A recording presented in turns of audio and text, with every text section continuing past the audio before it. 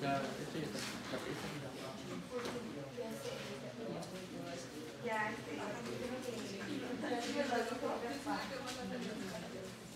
Bien, pues buenos días, muchas gracias por asistir al seminario del día de hoy. El día de hoy tenemos la presencia del doctor Modesto Sosa,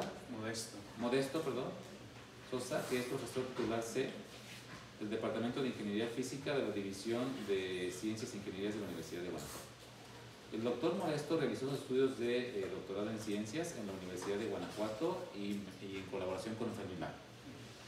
Realizó un postdoctorado de 1999 al año 2000 en la Universidad de Sao Paulo, Brasil, y después una estancia sabática en la Universidad de Sevilla, España. Su área de investigación es la física médica en los temas de aplicaciones médicas de las radiaciones ionizantes, radiactividad ambiental, efecto de campos magnéticos sobre sistemas biológicos. Y bueno, su producción académica, él cuenta con 105 artículos de investigación publicados, más de 1200 citas en sus publicaciones. Ha formado 65 tesis dirigidas, 11 de doctorado, 25 de maestría y 29 de licenciatura. Y ha dado asesoría a 4 postdoctorados. Actualmente es miembro del Sistema Nacional de Investigadores nivel 3 y es presidente de la División de Física Médica, Sociedad Mexicana de Física del 2000, bueno, fue presidente del 2006 al 2008. Pues muy honrados por tener al doctor Modesto el día de hoy y doctor, gracias por aceptar y el auditorio es todo suyo. Claro que sí. Bueno, muchas gracias ante todo al doctor Molina por su invitación.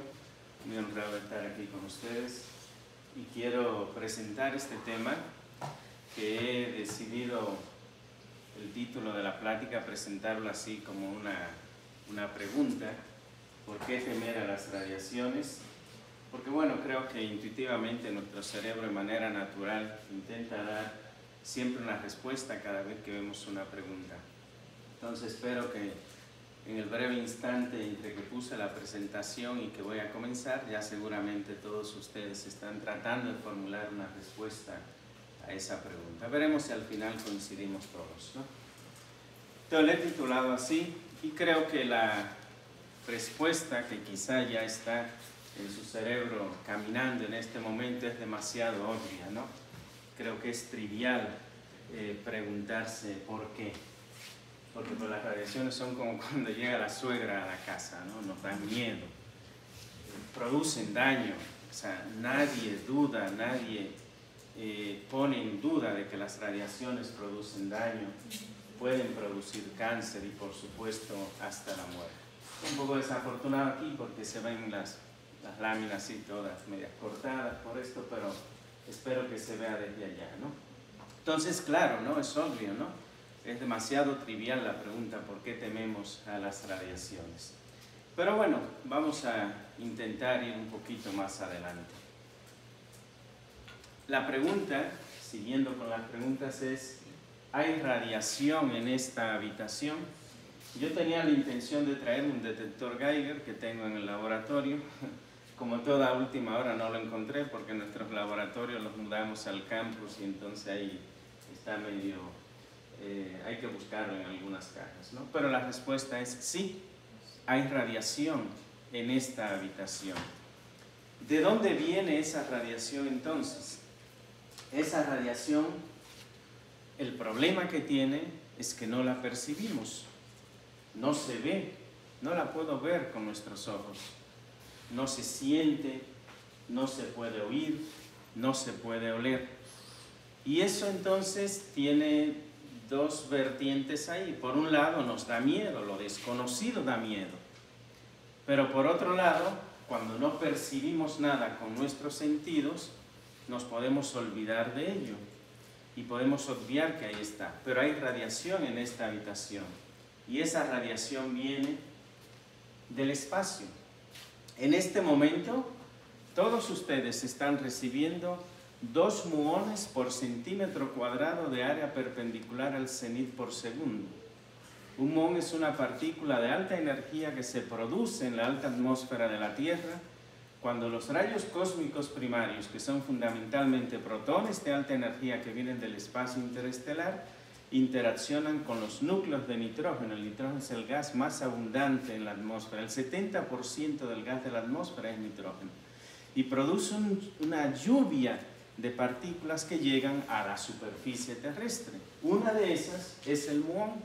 Si yo pongo un detector aquí, una cámara de ionización, voy a estar detectando muones. Es una partícula cargada como el electrón. Pertenece a la misma familia de los electrones, que en física de partículas le llamamos leptones a esas partículas. Su única diferencia es que tiene una masa 270 veces la masa del electrón. Es un electrón gordo, está llegando aquí y no importa, estamos aquí en la primera planta, está el techo, hay otra planta arriba, pongo el detector y lo voy a ver. Está llegando radiación del espacio aquí al lugar donde estamos.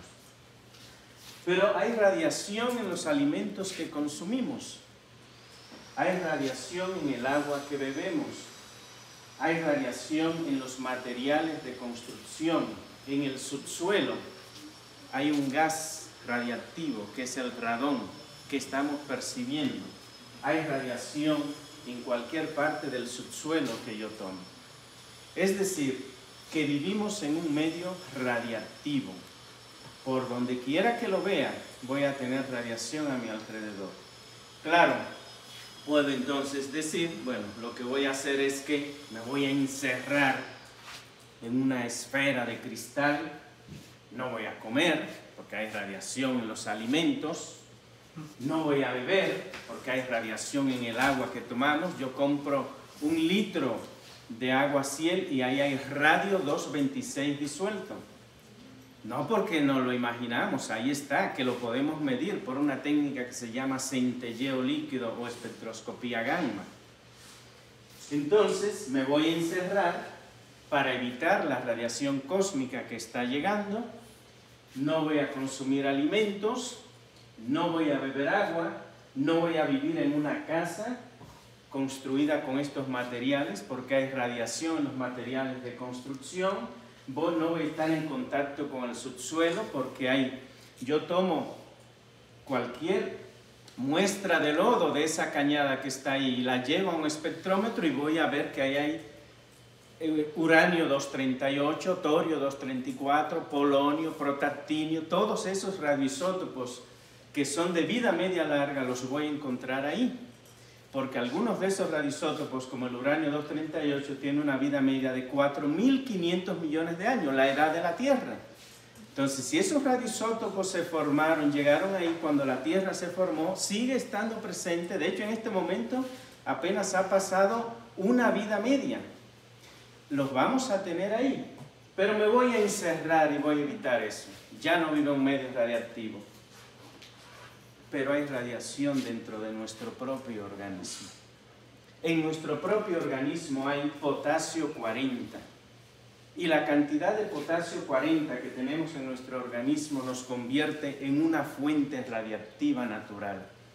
En una persona, digamos estándar, 70 kilogramos, hay aproximadamente 140 gramos de potasio. Potasio el elemento 19 de la tabla periódica. Eso significa 2 gramos de potasio por cada kilogramo que tengamos. ¿Qué significa eso? El potasio se presenta en una serie de isótopos. Los isótopos son las especies nucleares de un elemento químico en el cual cambia el número de neutrones. Hay 17 isótopos conocidos del potasio, 3 de ellos con suficiente abundancia. El potasio 39, el 40 y el 41. El potasio 40 es radiactivo.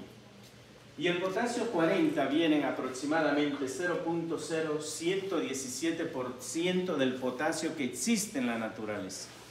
Entonces, si yo tengo 140 gramos de potasio, con ese porcentaje quiere decir que yo tengo 16.38 miligramos de potasio 40 dentro de mi organismo, lo que significa 0.234 miligramos de potasio por cada kilogramo que nosotros tenemos. Pero ¿cuál es el problema de eso? Este que está aquí. El potasio 40 decae. decae espontáneamente, con una vida media muy larga, del orden de 10 a 9 años. Pero decae vía beta menos a calcio 40, con una Q muy grande de 1311. Esa Q quiere decir la energía disponible en la desintegración radiactiva. Quiere decir que esa partícula beta que sale aquí, que es un electrón, no un electrón orbital del átomo, sino un electrón que se forma en la desintegración nuclear, porque en el decaimiento beta menos lo que tenemos es dentro del núcleo, transformamos un neutrón en un protón con la emisión de un electrón que le llamamos beta, para que no lo confundamos con un electrón orbital, solo un electrón que se formó en la desintegración nuclear, y la emisión de un antineutrino del electrón. Y esa beta es la radiación que recibimos de una fuente radiactiva. Muy energética ese electrón que sale ahí. También puede decaer vía beta más, es decir, emitiendo un positrón, convirtiendo ahora un protón en un neutrón. Por eso decae a argón, baja el número atómico en 1. Y ese positrón va a interaccionar con la materia, se va a aniquilar ese positrón con electrón, emitiendo 2 fotones gamma. Y entonces ese potasio 40 puede caer directamente a un estado estable de argón o a un estado excitado del argón, emitiendo a la vez, al desexcitarse ese estado inestable, un estado inestable, emitiendo un gamma. Dentro de nuestro organismo nosotros somos una fuente radiactiva. Entonces no importa que yo no coma, no importa que no tome agua, no importa que me aísle de los rayos cósmicos, que me aísle del suelo, que no viva rodeado de materiales de construcción. Hay fuentes radiactivas, isótopos radiactivos en nuestro organismo. Y aquí puse el caso del potasio 40, que es el más notable, pero hay muchos otros isótopos en nuestro tejido que son radiactivos. Ahora, ¿qué significa eso entonces? Veámoslo aquí. Un problemita simple de química. Tenemos 140 gramos de potasio 40 en nuestro organismo, lo que significa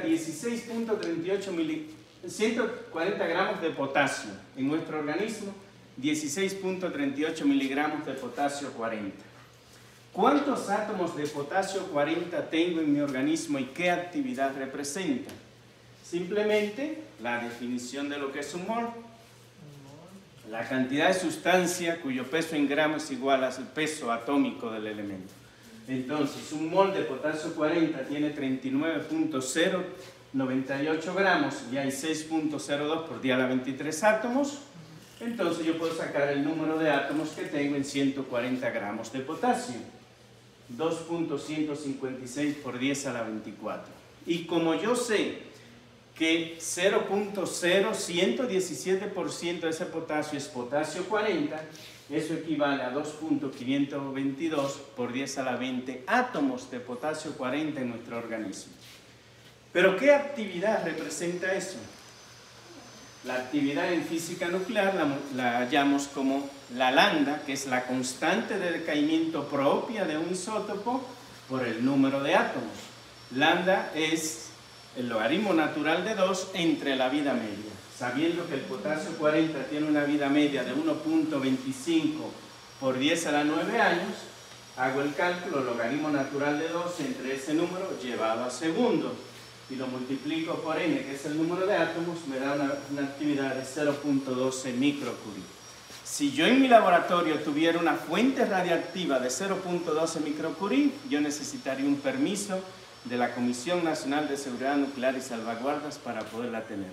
Todos ustedes son una fuente radiactiva de 0.12 microcurie y no necesitan ese permiso de la Comisión Nacional de Seguridad Nuclear. Tenemos isótopos radiactivos en nuestro organismo que emiten radiación y no importa lo que yo haga, no me voy a poder aislar de ella. Sería aislarme de mí mismo, entro en una disquisición filosófica tremenda, porque puedo no comer, no beber, lo que sea, pero ¿cómo me aíslo de mí mismo? Es difícil eso. Entonces, la pregunta es, si las radiaciones son tan comunes, son parte de nuestra vida, nos hemos desarrollado como especie en un medio radiactivo, así como nos hemos desarrollado en un ambiente donde hay una gravedad de un valor determinado, me sacan de ese ambiente de gravedad y tengo problemas. Lo sabemos perfectamente con los astronautas que van a la nave, a la estación espacial. Hay problemas ya de densidad ósea y una serie de cosas ahí. Vivo en un planeta que tiene un campo magnético, estoy desarrollado en ese medio. No todos los planetas del sistema solar tienen un campo magnético, Venus no tiene un campo magnético. Vivo en un medio radiactivo. La teoría de relatividad, la teoría de Darwin nos dice, en la que los científicos creemos, que si yo me he desarrollado en un cierto medio, entonces estoy habituado a ese medio y ese medio es adecuado para mí. Entonces, ¿la radiación es mala o es buena? Si yo me he desarrollado como especie en un medio radiactivo, ¿no debería también pensar que algo bueno tiene la radiación? ¿Por qué le voy a temer a algo que es parte de mi propia vida, donde yo me he desarrollado? Queda esa pregunta ahí. Y de hecho, decir que nosotros recibimos de radiación natural aproximadamente 3 milisievert de las fuentes naturales. Inclusive puede ser mucho más dependiendo del lugar donde yo esté viviendo. ¿Son buenas o son malas? La radiación es como el fuego. Pocas cosas descubrió el hombre en la antigüedad que hayan sido tan fundamentales en el desarrollo de la vida como descubrir el fuego. Pero al que se le quemó su casa, ¿es bueno o es malo el fuego? Hay cosas que no son buenas ni malas en la vida. No es que las radiaciones son buenas o son malas, que es la impresión general. No necesariamente tengo que verlo así. De hecho, hoy en día hay muchos científicos que trabajan en una teoría que se llama hórmesis, que es la teoría que nos habla de los efectos benéficos de la radiación. Y se entiende que a bajas dosis hay una zona que se llama la zona hormítica, donde los efectos de la radiación son benéficos para los seres vivos. Inclusive hay estudios que hablan de que a dosis que andan en el orden de 1.66 a 7 miligrados aproximadamente, vamos a tener una mayor producción de enzimas, por ejemplo, vamos a tener una serie de efectos biológicos benéficos para los seres vivos. Claro, si yo paso, creo que aquí tengo una gráfica, regreso a ella. Si yo paso de este punto, que se llama el punto de equilibrio cero, ahí los efectos comienzan a ser dañinos para los seres vivos. Entonces depende mucho de dónde del nivel de radiación que yo esté recibiendo. Pero hay evidencias en el sentido de que dosis bajas de radiación no que no hacen daño, no, son de hecho benéficas para los seres vivos. Y eso estaría alineado con la idea de que nos hemos desarrollado como especie en ese medio. Hemos evolucionado en ese medio. Entonces, si es así, uno se puede preguntar, ¿necesitamos entonces protegernos o no de las radiaciones? Bueno, el problema es el siguiente. El problema son las radiaciones artificiales a las cuales nos estamos exponiendo.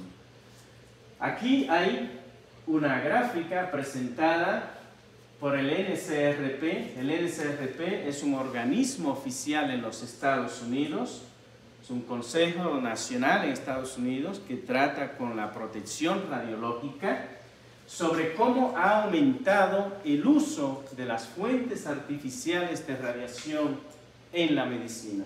Mientras para 1980 la cantidad de radiación a la que los seres humanos en promedio en Estados Unidos se exponía era del 15%, para el 2006 es del 48%. Y eso es en el 2006. Últimamente ha habido una alarma tremenda en la cantidad enorme de exposición de radiaciones, de estudios, por ejemplo, de tomografía computarizada a las cuales nos estamos exponiendo. ha quedado demasiado claro en la comunidad científica que hoy en día hay una enorme cantidad de estudios innecesarios que se están haciendo. Nos estamos exponiendo de más a esas fuentes de radiación. Inclusive la gente va al hospital, va al médico. ¿Por qué no me manda a hacer una tomografía? Porque es que me duele la uña y quiero ver qué tengo ahí. En realidad uno no debería exponerse a una fuente de radiación de esas si no es estrictamente necesario. Hay un aumento exponencial de la exposición a esas fuentes. De manera un poco justificada se dio ahora en los últimos 2 años con la cantidad de tomografías computarizadas del tórax que teníamos que hacernos. Pero al margen del COVID ha habido en los últimos años un disparo exponencial. Tengan en cuenta que cuando usted se hace una tomografía computarizada, está recibiendo aproximadamente 500 veces el nivel de radiación que tiene de radiación ambiental. Una tomografía computarizada junto con una fluoroscopía son 2 de los tratamientos médicos que más radiación inducen al paciente. No estoy diciendo que no hay que hacerse una tomografía computarizada, no ese es el mensaje, jamás ese es el mensaje. Si se necesita, hay que hacerlo. Si tengo que exponerme a un haz de radiación para tratar un cáncer, hay que hacerlo. Lo que no se puede es hacer un uso indiscriminado, injustificado de esas fuentes de radiación, que son fuentes de radiación muy intensas en general. De hecho, hoy en día usamos fuentes de radiación en medicina nuclear. En medicina nuclear, el paciente se convierte en una fuente radiactiva. Una cosa es irradiarme y otra cosa es contaminarme radiactivamente. Son 2 cosas diferentes. Si la Comunidad Económica Europea, los Estados Unidos, Canadá, le dicen a México, para comprarte la fresa tienes que irradiarla, hay que irradiarla. ¿Por qué? Porque es el mejor método para matar E. coli o lo que usted quiere. Si yo tengo una canasta de fresa aquí, yo le pongo una fuente de radiación gamma y la irradio, apago la fuente de radiación gamma y voy y me como la fresa. La fresa no queda radiactiva. No queda radiactiva porque yo la irradio. Son cosas diferentes. Un cuerpo cualquiera queda radiactivo cuando el isótopo es incorporado a él. Si yo tengo un haz de radiación y le pongo aquí un canasto de fresa, hace lo que tenga que hacer, apago el aparato y la fresa queda limpia y me la puedo comer instantáneamente. Ahora, si yo incorporo el isótopo radiactivo, eso se llama contaminación radiactiva. Y ahí sí, el isótopo está en el material. En la medicina nuclear sucede eso. Hacemos una contaminación al paciente, solo que una contaminación programada, deseada, planificada. Porque inyectamos, por ejemplo, yodo 131 para tratar la glándula tiroides. El isótopo ha quedado ahora en el organismo, que tiene que eliminarse, y se elimina física y biológicamente. Por eso un paciente que va a tratarse en un tratamiento de radioterapia, cáncer de mama en el acelerador o lo que fuera, se trata al paciente, bueno, se deja ahí media hora porque queda todo medio atontado ahí de las radiaciones, pero después de media hora se va a su casa, no pasa nada. Cuando un paciente va a la T1, al Ángeles, a la Aranda, alta especialidad, le dan yodo 131, no se puede ir a su casa, se queda 48 horas aislado, un cuarto, en el hospital. Y las heces fecales, la orina, todo va a un envase especial, no va al drenaje, porque todo queda radiactivo, es una fuente radiactiva. Y cuando se le da 100 milicuries de yodo 131, que es la actividad típica que se da en el Ángeles, en el Aranda, en alta especialidad, en la T1, si van al Siena le dan 150 por protocolos que el hospital tiene, 100 milicuries representa aproximadamente 1 millón de veces mayor que la actividad del potasio 40 que tenemos en nuestro organismo. Entonces yo estoy diseñado como sistema biológico para vivir en un medio radiactivo, por supuesto que sí. Tengo radiación en mi organismo, por supuesto que sí. Quiere decir que estoy adaptado a ese nivel de radiación. El problema surge cuando yo voy acá, porque ahora yo no estoy adaptado a ese nivel de radiación. 100 milicuries, que es la actividad estándar para tratamiento de yodo 131 a la glándula tiroides es aproximadamente 1 millón de veces la actividad del potasio 40 que yo tengo. Ya ahí hay que protegerse. Y si vamos a un acelerador, por ejemplo, mientras yo decía hace un momento, a ver si lo veo, voy hacia atrás, que las dosis horméticas son del orden de 1.66 a 7.8 miligrays. Cuando yo voy a un tratamiento de cáncer, que la planeación del tratamiento la hace un físico médico, aquí se le da al paciente 1.5 a 2 grays por cada sesión. Y para tratar un tumor interno, yo tengo que darle 40, 50, 60 grays dividido en una serie de sesiones, porque si a un paciente yo le doy 50 grays, lo mato. No somos capaces de recibir, de tolerar 50 grays de golpe. Entonces yo secciono el tratamiento y le doy 1.5 grays. Mi dosis hormética en los términos benéficos es del orden de unos pocos miligrays. Vean la diferencia. Entonces ahí sí es donde la protección radiológica es importante. Porque cuando vamos a la parte médica, los niveles de radiación están muy por encima de los niveles donde mi organismo está habilitado para vivir de manera normal sin sentir ningún efecto. Pero la protección radiológica sí la necesitamos ahí, en esa parte. También, ¿por qué sabemos que tenemos que protegernos? Porque podemos generar de manera artificial niveles de radiación muy altos, por ejemplo, a nivel industrial, en reactores nucleares. Es toda una polémica el uso de los reactores nucleares. Ahora los europeos están, como decía mi abuelo, que se agarran una oreja y no se alcanzan la otra, porque hace unos años, con toda la presión ambiental, justificada o no, no es mi tema aquí discutir eso, algunos países se aceleraron en desmantelar sus reactores nucleares, y ahora que Rusia le ha cerrado la llave del gas, ahora no saben qué hacer. Los accidentes de reactores nucleares es más fácil morirse cayéndose de un burro que morirse cayéndose de otro. Lo que pasa es que si usted se cae de un burro, nadie se va a dar cuenta. Y no se va a dar cuenta porque hasta vergüenza le va a dar a uno que llegue uno. ¿Y qué te pasó? Me caí de un burro. No, pues ni lo dices, ¿no? Entonces nadie ni se da cuenta. Pero un reactor nuclear es como un avión. Un avión es un medio de transporte muy seguro, pero basta que aunque uno al año se caiga y lo sabe el mundo entero. Y eso pasa con esto que está aquí. Estos datos que están aquí son de un organismo que se llama ONCIR, de las Naciones Unidas. O sea, son datos oficiales.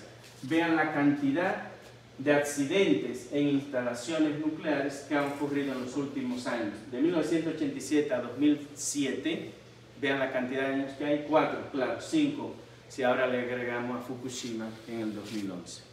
Entonces, sí es cierto que estamos expuestos a niveles de radiación muy altos, pero niveles de radiación artificial que nosotros hemos generado. Hay, por otro lado, una gran cantidad de radiación en todo el medio ambiente al cual estamos expuestos, incluyendo radiación dentro de mi organismo. Cuando uno ve eso, entonces, la pregunta es, ¿cómo trabajamos con las radiaciones? ¿Qué es lo que debo hacer con las radiaciones? Hay principios básicos. Una es la optimización de la protección del personal ocupacionalmente expuesto y del público en general. Toda instalación que usa radiaciones tiene que tener las instalaciones adecuadas para evitar que el personal ocupacionalmente expuesto y el público en general esté expuesto a niveles altos de radiación.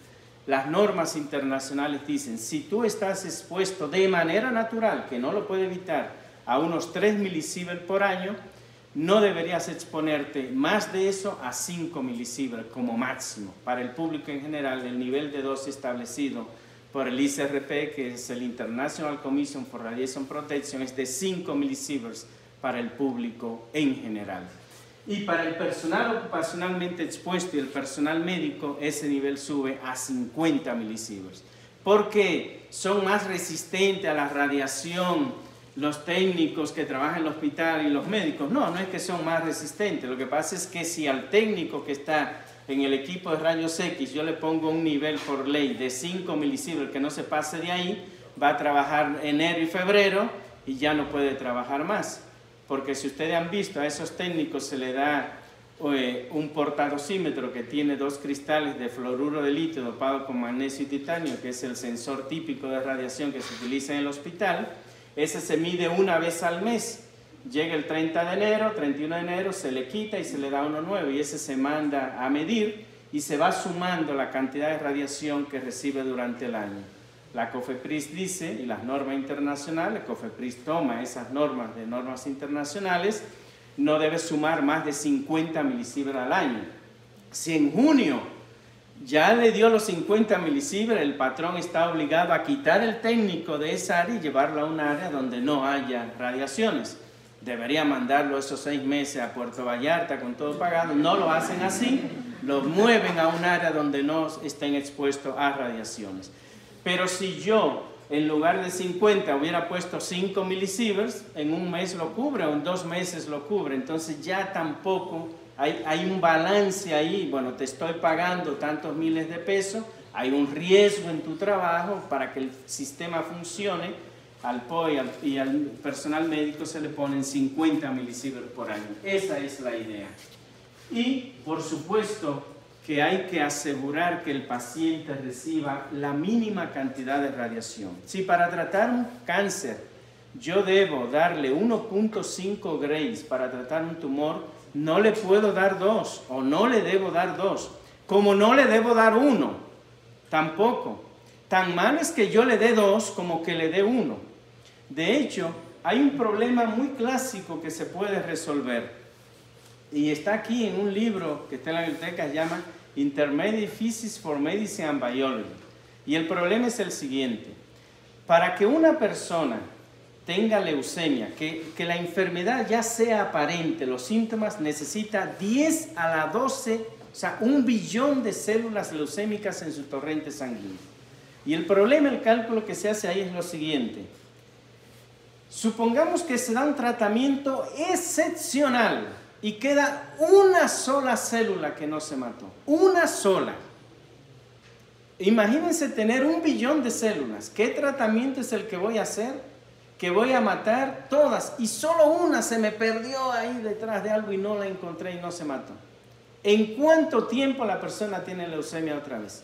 En 6 meses. En 6 meses. A ese nivel es. Por tanto, tan crítico es cuando se va a tratar un paciente que yo le dé de más como que le dé de menos. Ninguna de las dos cosas se vale. La radiación debe ser la justa. Y ese es el trabajo del físico médico en el hospital. No es trivial. Ese trabajo lo hace el físico médico.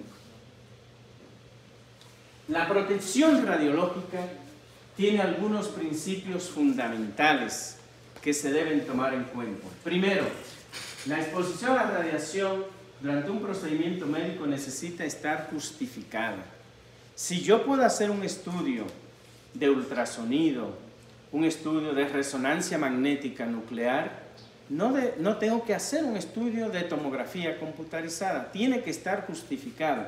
Claro, cuidado con eso también. No es que voy a ir al médico y decirle, ¿por qué usted me manda a hacer un estudio de tomografía computarizada y no me manda a hacer uno de resonancia que no tiene radiación? No, tampoco no funciona así. Depende del órgano que yo vaya a estudiar. Si yo quiero estudiar, ver si en la materia gris de mi cerebro hay un tumor, yo tengo que hacer un estudio de resonancia magnética nuclear. ¿Por qué? Porque la tomografía computarizada trabaja en términos de los coeficientes de atenuación lineal del tejido. Yo necesito una atenuación ponderada del tejido. Cuando yo me hago una radiografía, simplemente lo que sucede es que la radiación pasa por aquí, el tejido blando atenúa menos la radiación, el hueso atenúa más la radiación, yo tengo una placa acá, la cantidad de radiación que pasó por el tejido blando fue mucho mayor, la cantidad de radiación que pasó por el hueso fue mucho menor porque se atenuó, y entonces aquí lo que hace es que llega más radiación en toda la parte que iba por el tejido, menos en la que llegó, menos radiación en la que pasó por el hueso, y por eso veo una parte más ennegrecida y otra más blanca, me permite hacer el contorno. Es simplemente una atenuación ponderada de la radiación. Pero si yo tengo dos tejidos de coeficiente de atenuación lineal similares, materia gris y materia blanca, la radiación va a ser lo mismo. Entonces ahí la tomografía computarizada no me sirve. Uso resonancia magnética nuclear porque la resonancia magnética nuclear tiene que ver con los tiempos de relajación del tejido cuando son expuestos ante un campo magnético, eso que se llaman los T1 y los T2, y el tiempo de relajación de la materia gris es diferente al de la materia blanca, entonces sí puedo ver si hay un tumor o no lo hay ahí. Entonces no es simplemente decirle al médico, sí, quiero una tomografía, o ¿por qué no me mandas una resonancia y me está mandando una tomografía? No, esa no es la discusión. Siempre hay que entender cómo las radiaciones interactúan con nosotros para poder saber lo que hay que usar. Pero sí es cierto el hecho de que tiene que estar justificada siempre, de tal manera que los beneficios siempre sean mayores al daño. Lo segundo es este principio o filosofía fundamental, se llama en la física médica la filosofía alara. Es el acrónimo de una frase en inglés que lo que quiere decir es tan bajo como razonablemente sea posible. Y ese razonablemente quiere decir, si tienes que darle un Gray, le tienes que dar un Gray. Pero si con medio Gray es suficiente, dale medio Gray. Pero tampoco, no le dé de más, tampoco le dé de menos. Por eso la frase es muy clara. Tan bajo como razonablemente sea posible. Y por último, la limitación de la dosis. Por supuesto que hay que evitar que si yo no tengo la necesidad de exponerme a una radiación, me exponga. Eso siempre debo evitarlo. En teoría, yo nunca debería exponerme, pero eso es en teoría. Si tengo que hacerlo, si está justificado, por supuesto que debo hacerlo. Recuerdo, por ejemplo, hace alrededor de un par de años me invitaron, en la T1 hay un seminario para sus médicos residentes, que se llaman R1, R2, R3, R4, los que ya están estudiando una especialidad en la T1. Se da los viernes tempranito a las 8 de la mañana. Me invitaron un día a hablar de medicina nuclear. Ellos tenían un problema ahí, un problema el cual conocí de primera mano porque mi hija mayor estudió nutrición y trabajaba ahí, en la T1, en esa parte. ¿Cuál era el problema? Los pacientes que reciben tratamiento de yodo. Esos pacientes son llevados a un cuarto donde están aislados. Normalmente duran ahí 48 horas, más o menos una a cada hora. Hay que medir con un Geiger a una distancia de 1 metro la radiación que el paciente está emitiendo, pero hay que entrar a alimentarlos. Y si hay una urgencia, son pacientes que están ahí hospitalizados, hay que entrar. Entonces un poco lo que quería es que yo tratara de decirle qué hacer en esos casos. Y recuerdo, se paró un médico, ya un señor, como lo vi, ya un médico viejo ahí, y relató un caso, es decir, a mí me pasó que había un paciente hospitalizado ahí, que no hay que acercársele, pero le dio un infarto. ¿Qué hacer ahí? Y él lo respondió, hubo que entrar y tratarlo. Al final te pones un mandil plomado para gónadas y algunos órganos muy sensibles, pero hay que entrar, no lo puedes dejar morir porque el paciente es radiactivo y está allá. Entonces, eso es la exposición a las radiaciones. Si está justificada, ni modo, hay que exponerse a ella, pero hay que evitarla cuando no sea necesario. Y hay 3 reglas fundamentales que yo voy a patentar, voy a ir un día al Indautor a patentar esa frase, que le llamo la regla de la suegra. Tan lejos como pueda de ella, el menor tiempo posible con ella y si es posible una pared entre ella y yo. Ese es el principio fundamental de la protección radiológica. Distancia, tiempo y blindaje. Lo más alejado de una fuente radiactiva, el menor tiempo que pueda frente a ella y si es posible una protección, un blindaje entre ella y yo. Eso siempre lo debo tener presente. Y recordar una cosa, todos estamos conscientes que cuando salimos de los niveles de radiactividad ambiental en los cuales vivimos, donde creemos que ahí la radiación no me hace daño, porque yo he evolucionado como especie biológica ahí. Si le creo ciegamente a Darwin, entonces si yo me he desarrollado en un medio con esos niveles de radiación, no creo que me hagan daño, pero cuando salgo de ellos sí. Todos admitimos que cuando me expongo a niveles altos de radiación hay un riesgo y hay un daño. No decimos lo contrario. Por eso, el uso de las radiaciones solo se justifica si el riesgo es menor al beneficio. Si el beneficio que se va a recibir es mayor al daño, se justifica el uso de las radiaciones. Y esa frase lo está diciendo muy claro. Admitimos que pueden causar daño. Pero si el beneficio es mayor, el beneficio neto es mayor al daño, el uso de las radiaciones se justifica. Por eso es que cuando un paciente tiene cáncer, hay que hacerle una biopsia, hay que buscar confirmar que efectivamente hay un tumor cancerígeno ahí antes de irradiar. Porque si yo irradio a un paciente que tiene un tumor y resulta que ese tumor no era un tumor benigno, he expuesto al paciente innecesariamente. Ahí no se justificaba el uso de las radiaciones. Si el paciente tiene cáncer y el único medio que voy a tener para salvarle la vida es irradiarlo, ahí el beneficio es mayor al daño. Lo vamos a hacer. No quiere decir que no esté causándole un daño, por supuesto que sí. ¿Por qué creen que cuando hay una tesis de maestría de una alumna nuestra que la hizo en el Arán de la Parra, viendo cuando una mujer, el caso específico fue ese y se comparó con datos reales en el hospital, sin poner nombre, no se puede hacer eso por cuestión de ética, para cáncer de mama, en ese caso se tomó mama izquierda.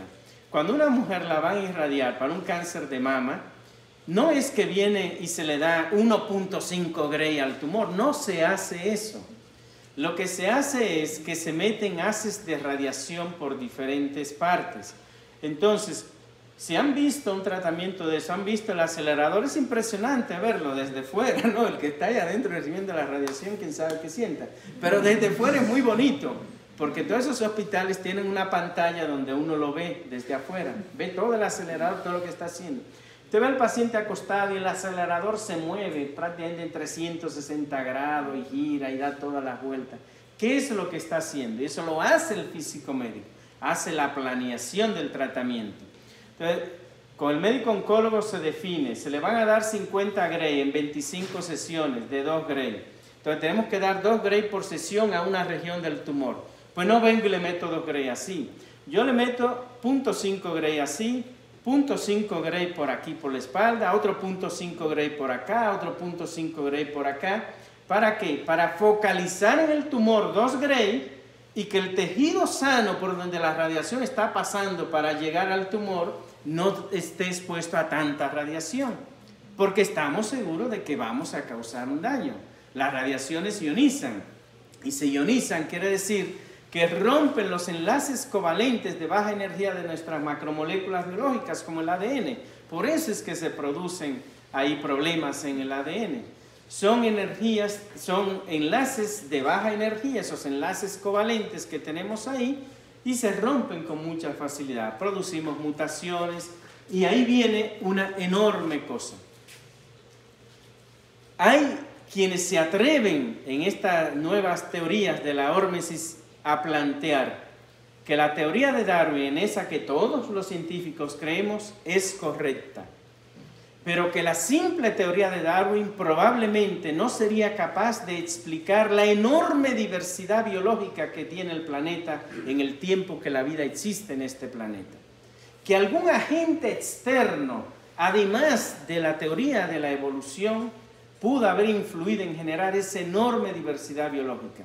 El único candidato a eso son las radiaciones.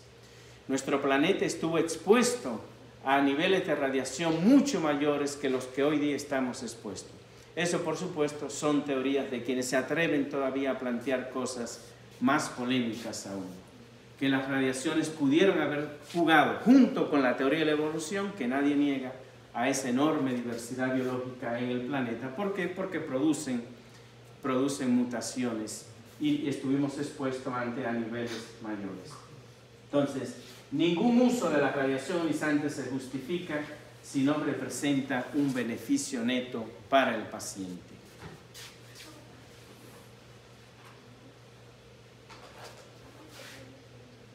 Dicho todo esto, entonces, ¿cuál debe ser nuestra visión cuando trabajamos con radiaciones? Las radiaciones no son buenas ni malas. Aquella idea de que producen cáncer, hacen daño, provocan la muerte, es correcta. El fuego también. El fuego también. Pongan la mano cuando salgan ahorita, vayan a la cafetería. Déjenme poner la mano ahí. También hace daño. Y también ha producido la muerte a muchísimas gentes. ¿Pero es bueno o es malo? No. Ni una ni otra. Las radiaciones son iguales.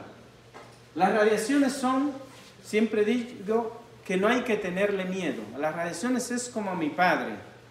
A mi padre, con la edad que tengo, se lo imaginarán por las canas. No se crean, tuve canas desde los 13 años. Bueno, ese es mi argumento cuando quiero decir que no soy tan viejo, ¿no? Pero sí soy viejo. A mi padre le tengo respeto. Yo le hablo de usted. Ya iba a decir mi edad, ¿no? A los años que tengo le hablo de usted. Y me dice cualquier cosa y Dios y él sabemos que jamás le he contestado. Bajo la cabeza, coincida o no con él. Ya es un señor muy mayor, mucho menos voy a polemizar con él. Pero no le tengo miedo. Respeto es una cosa, miedo es otra. A las radiaciones se le tiene eso, se le tiene respeto, pero no miedo. Entonces yo debo entender cómo funcionan, cómo interactúan conmigo, porque el conocimiento me lleva a buenas prácticas. A esa regla básica de distancia, tiempo y blindaje habría que agregar una cuarta, conocimiento. Nunca miedo, porque el miedo lleva a pánico. Y el pánico hace que se nuble mi mente, mi capacidad de razonar, de hacer las cosas correctamente. De hecho, si yo sé cómo funcionan las radiaciones, si este salón está bien hecho, aquí debería haber un detector de humo. Pues en esos detectores de humo, que no veo ninguno aquí, no digan que está mal hecho el salón, porque no hay ninguno aquí, hay una fuente radiactiva de americio 241. La generalidad de los detectores de humo tienen una fuente de americio 241. El americio es un elemento transuránico, es el elemento 95 de la tabla periódica. Es un isótopo tan grande el núcleo que decae vía alfa, emite partículas alfa. Ahí está. Pero si yo sé cómo funcionan las radiaciones, ya quisiera yo ver alguno aquí que hubiera un detector y dentro de un tiempo quedara estéril y demandara a la universidad porque se quedó estéril, porque estaba en un salón donde había un detector de humo que tiene americio. No, va a quedar en ridículo. Porque si te dio cáncer o quedaste estéril, no fue por eso. ¿Por qué?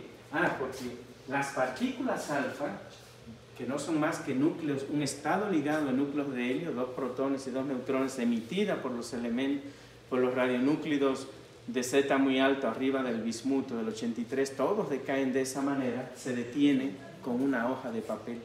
¿Cómo funciona ese detector de humo que está ahí? Es una partícula en términos nucleares tan masiva y con una carga igual a 2 veces la carga del electrón, del protón, que interacciona demasiado con la materia.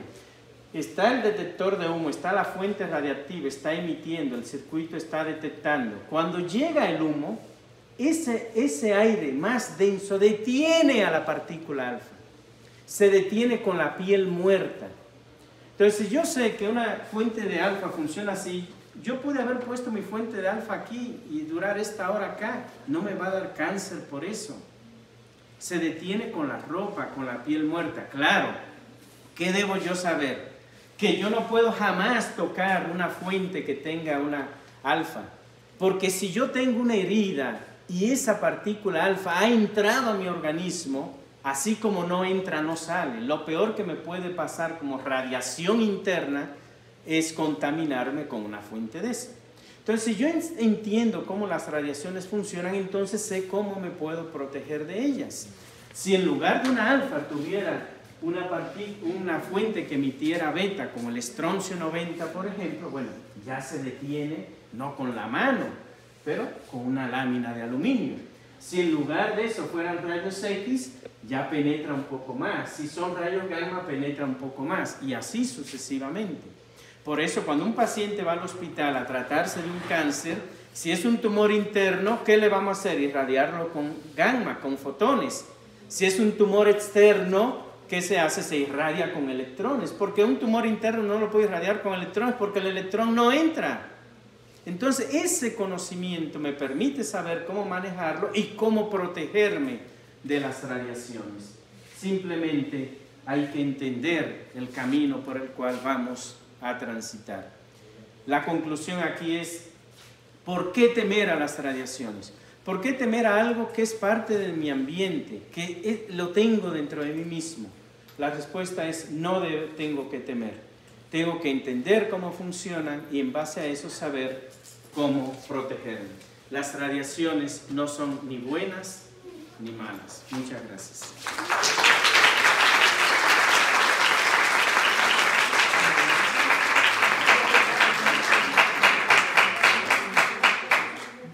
Muchas gracias, doctor Modesto, por la charla. Tenemos tiempo para un par de preguntas. ¿Alguien tiene preguntas?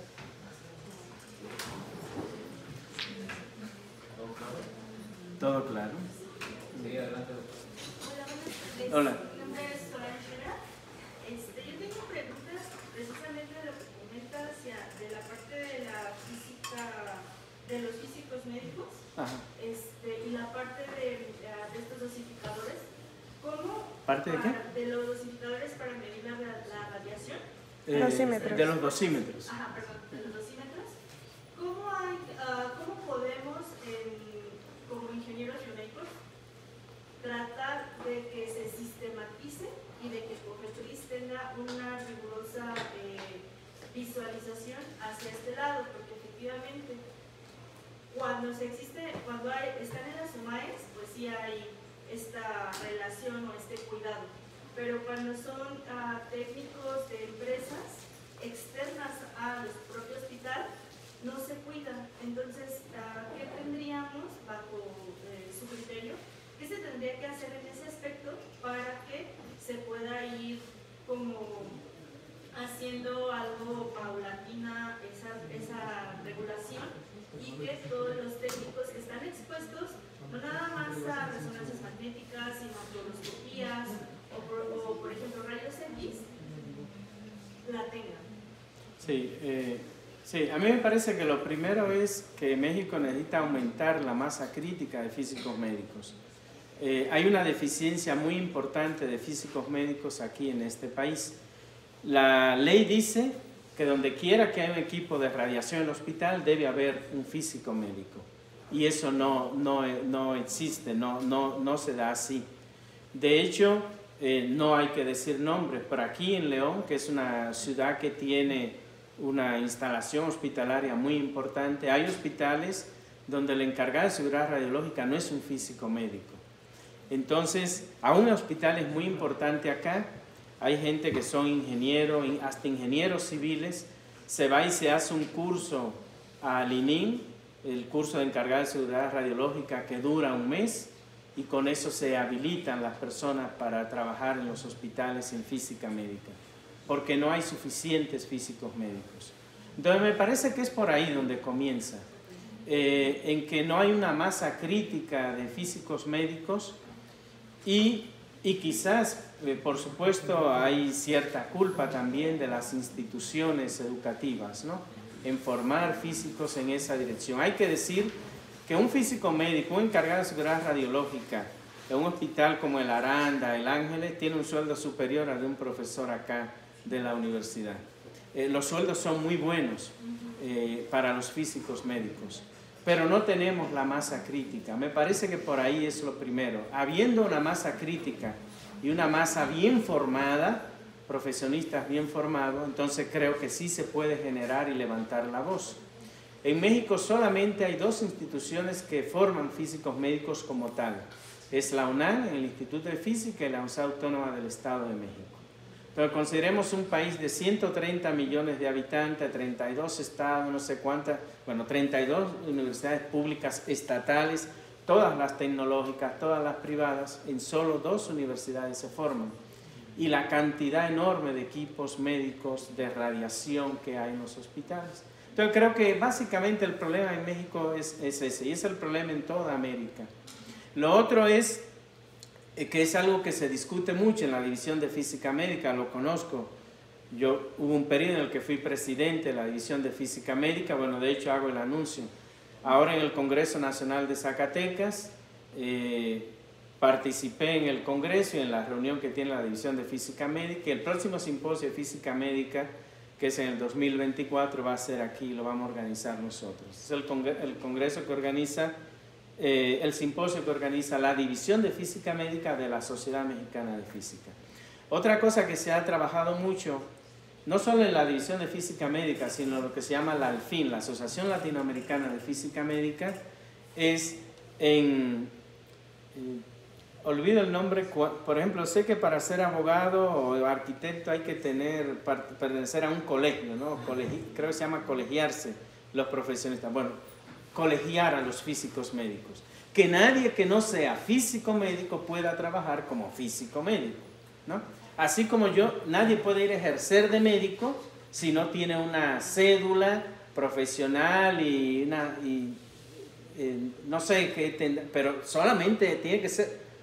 Yo no puedo decir, es que ustedes que llevan biomédica, yo llevé tantos cursos de anatomía y fisiología, ya puedo ir a montar un consultorio. No lo pueden hacer, pero cualquiera puede ir a trabajar de físico médico. Solamente requiere un curso que dura 1 mes en el ININ y es todo lo que se requiere, y un título profesional. Lo que la ley dice en este momento, ser un profesionista y ese curso del ININ, que lo autoriza la Comisión Nacional de Seguridad Nuclear y Salvaguarda. Entonces me parece que hay que comenzar por abajo, y abajo es eso, en la formación de recursos humanos. Una vez que se tenga eso y que esté colegiada la función del físico médico, entonces ya se puede levantar la voz, influenciar en las leyes que se discuten, en la reglamentación que la COFEPRIS establece. Pero nada de eso servirá si no existe el personal humano para hacerlo. El problema de México es ese, realmente. Muchas gracias. No. Muchas gracias. ¿Alguien tiene una pregunta? Bueno, si no tienen más preguntas, no nos queda más que agradecer al doctor Modesto por su muy interesante charla. En particular, a mí me queda claro que, por ejemplo, el caso de los pacientes con leucemia, ¿no? Que yo he por ahí conocido de al menos un amigo y un familiar que han fallecido por esas razones. Pero a veces no le queda claro a uno cuál es la razón por qué la medicina puede ser que no alcance a cubrir esto, pero debe ser tan difícil. Es muy difícil. Es muy difícil que... Es excesivamente difícil. Pero Paco tiene... De hecho, quisiera aprovechar, porque justamente de lo que menciona Carlos, yo me da la impresión de que la parte del entendimiento fundamental, desde el punto de vista fundamental, sí, es súper complejo. Sí. También, gracias a experiencias, yo creo que va la gente luego con el médico, que sería un problema de urológico, le dicen tantas grays, sí, en tantas sesiones, sí, ¿no? Con unas cuestitas ahí, sí. Dice, si se te pone negro, ponte cremitas, ¿no? Desde mi expertise, ¿no? Sí. O sea, entender las cuestiones de esparcimiento de luz en materiales blancos, sí, es súper complejo. Ahora, entender las radiaciones en tejidos, sí, o sea, me da la impresión que todo ha sido muy empírico, ¿no? Es empírico, sí. ¿Y hasta qué punto ha habido avances desde el punto de vista de ciencia básica en esta área? Sí, ¿dónde se hace? Porque, o sea, si lo que vamos a querer formar son técnicos, yo creo que por eso no se le da valor al físico médico. Sí. Es mi impresión. No, es correcto. De hecho, comentar, el problema tan grande de las radiaciones está por lo siguiente: cuando la radiación electromagnética interacciona con la materia, lo puede hacer de 4 formas fundamentalmente: dispersión radio, efecto fotoeléctrico, producción de pares y dispersión Compton. El problema que tenemos, por ejemplo, cuando nos hacemos una radiografía o una tomografía computarizada o nos sometemos a un tratamiento de esos, es que la dispersión Compton es el mecanismo predominante. Si uno ve, hay gráficas donde en función de la energía y del número atómico del material se ve dónde un mecanismo es dominante, la dispersión Compton está en el centro de los rangos de energía que se utilizan en la medicina. ¿Cuál es el problema de la dispersión Compton? Todos los fotones que salen ahí. Cuando viene un haz de radiación, algunas veces tenemos la idea de que el haz de radiación choca con nosotros, por ejemplo, una tomografía del tórax y ya. No, bueno, es como dejar caer agua sobre el piso, salpica para todas partes. Yo me hago una tomografía computarizada de tórax y yo puedo ver dosis en el cristalino, dosis en los órganos genitales, en todo mi cuerpo. Y cuando la radiación entra a mí, esos fotones dispersados van en todas direcciones. Y el problema es ese. Ese es el problema. Estamos tratando a un paciente, queremos enfocar el haz de radiación a un lugar, pero hay radiación que se me va hacia todos los lados. Y entonces muchas veces terminamos con que tratamos un cáncer y después le sale cáncer a la persona en otro lugar. Y eso lo han escuchado muchísimas veces. En este estudio que hicimos, por ejemplo, en el Arandaí, uno lo puede simular computacionalmente porque ahí puede meter la física básica en la simulación en el Monte Carlo. Te das cuenta de que le está llegando radiación, sí, al tumor, pero le está llegando radiación a todas partes. El problema es que eso no lo puedes evitar, porque ese es un proceso fundamental de interacción. Tú tienes un fotón, interacciona vía Compton acá, el fotón dispersado te sale en todas direcciones. ¿Cómo controlas eso? No hay manera de controlarlo. ¿Qué es lo que creemos? Lo que creemos es que realmente esto es lo que hay. ¿Hacia dónde debe ir la física y la medicina en esta dirección? A que no haya que usar radiaciones. Entonces, hoy en día, ¿hacia dónde va la parte fundamental? A tratar de buscar otros mecanismos, ¿no? Por ejemplo, existe lo que se llama hoy en día, que se empieza a trabajar, todavía no se trabaja en México, América Latina, sobre todo en Europa, la hadronterapia.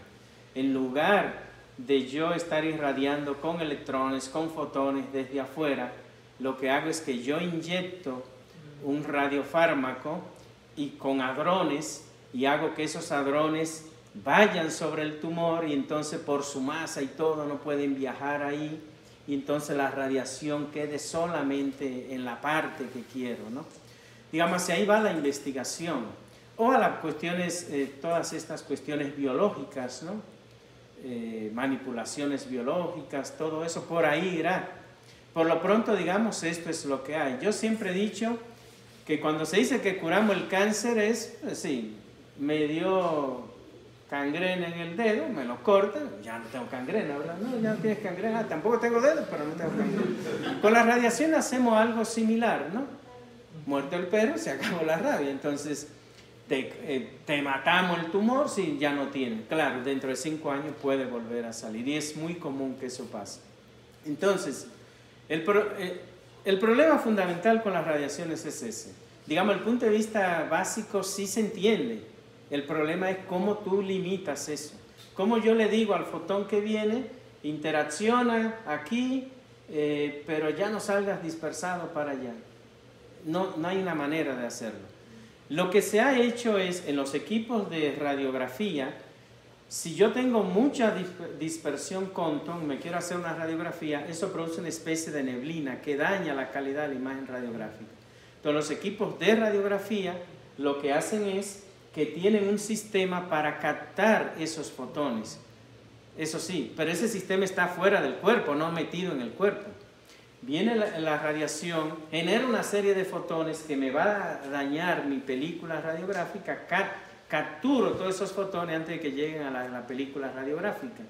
Lo ideal sería, lo que cruzaríamos los dedos, que fuera efecto fotoeléctrico, porque ahí el fotón desaparece y toda la energía la cede al electrón y eso se puede controlar mejor. Pero la dispersión Compton va por todos lados. El problema de la protección radiológica es la radiación dispersa, no el haz primario. Yo sé perfectamente hacia dónde ve el haz de radiación, me puedo proteger de eso, el problema es que eso sale hacia todo lado, ¿no? Entonces, desde el punto de vista básico sí se entiende, lo que no se entiende es cómo resolver el problema, ¿no? De esa radiación dispersa. Y sobre la otra parte del físico médico como tal y su valor en el hospital y todo, es muy complejo, es realmente complejo. Yo que trabajo en esta área es muy complejo trabajar con médicos, porque yo siempre he dicho que el médico es el representante de Dios en la tierra, ¿no? Tiene tu vida en sus manos y pocos profesionistas tienen un ego tan grande como un médico. Entonces es muy difícil para todo el personal que trabaja en un hospital que no es médico trabajar con ellos, ¿no? Siempre te miran por encima del hombro. Entonces el trabajo del físico médico es complejo, es un trabajo importante, pero es complejo también porque hay que luchar mucho contra ese ego, ¿no? Entonces sí, es un campo muy difícil. Hoy en día lo que se le apuesta es a que la ciencia puede encontrar técnicas alternativas a la radiación, ¿no? Definitivamente. Pero eso creo que está lejos todavía en términos prácticos de aplicación. Sí, pues no nos queda tiempo para más preguntas, entonces vamos a agradecer al doctor Modesto. Voy a leer la constancia que se le otorga. La Universidad de Guanajuato otorga la presente constancia al doctor Modesto Antonio Sosa Aquino por su participación en el marco del Seminario de Ingenierías de la División de Ciencias e Ingenierías del Campus León con su conferencia titulada ¿Por qué temer a las radiaciones? León, Guanajuato, 26 de octubre de 2022. Muchas gracias. No, gracias.